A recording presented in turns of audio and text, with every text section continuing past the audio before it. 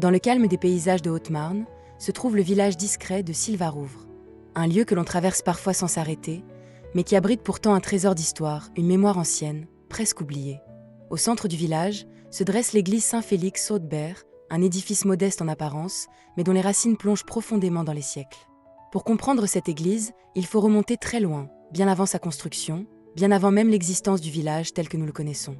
L'histoire commence au 7e siècle, à une époque où l'Europe est encore morcelée, où les routes sont dangereuses et où les pèlerins traversent les royaumes avec pour seule protection leur foi. Selon la tradition locale, 4 hommes venus d'Angleterre, Félix, Augebert, Fabien et Sylvien, reviennent d'un pèlerinage à Rome. Ils traversent la grande forêt qui recouvrait alors la région. Mais leur voyage s'interrompt brutalement. Ils sont attaqués et mis à mort dans les bois, non loin de l'emplacement actuel du village. Leur martyre marque profondément les habitants des environs. On raconte que des miracles auraient été attribués à ces saints, et leur mémoire commence à attirer des fidèles. C'est autour de ce souvenir que se forme, plusieurs siècles plus tard, un premier lieu de culte.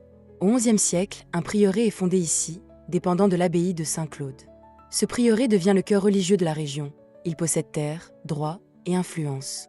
Sylvarouvre n'est alors qu'un hameau, mais déjà, la présence des moines structure la vie locale. Les pèlerins viennent prier les saints martyrs, et le village se développe lentement autour de ce centre spirituel.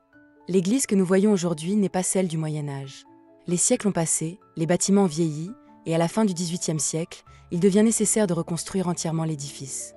Entre 1787 et 1788, l'église actuelle est élevée, dans un style sobre et élégant, typique de la Champagne de cette époque. Elle est l'œuvre de François-Nicolas Lancret, architecte des eaux et forêts. La façade, simple et équilibrée, s'ouvre sur un clocher-porche massif, surmonté d'une flèche octogonale.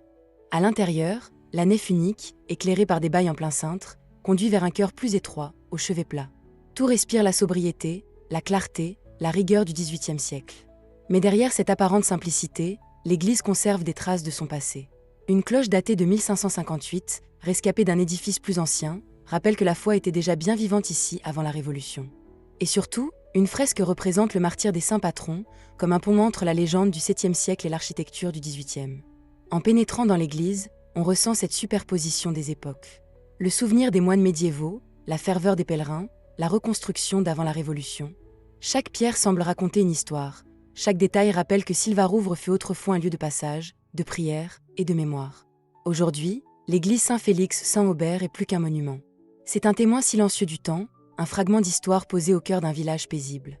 Elle rappelle que même les lieux les plus modestes peuvent abriter des récits extraordinaires, des légendes anciennes et des traces profondes de la foi et de la vie humaine.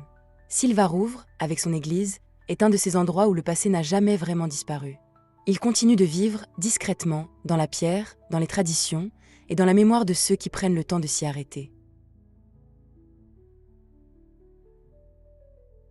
Notre visite est maintenant terminée.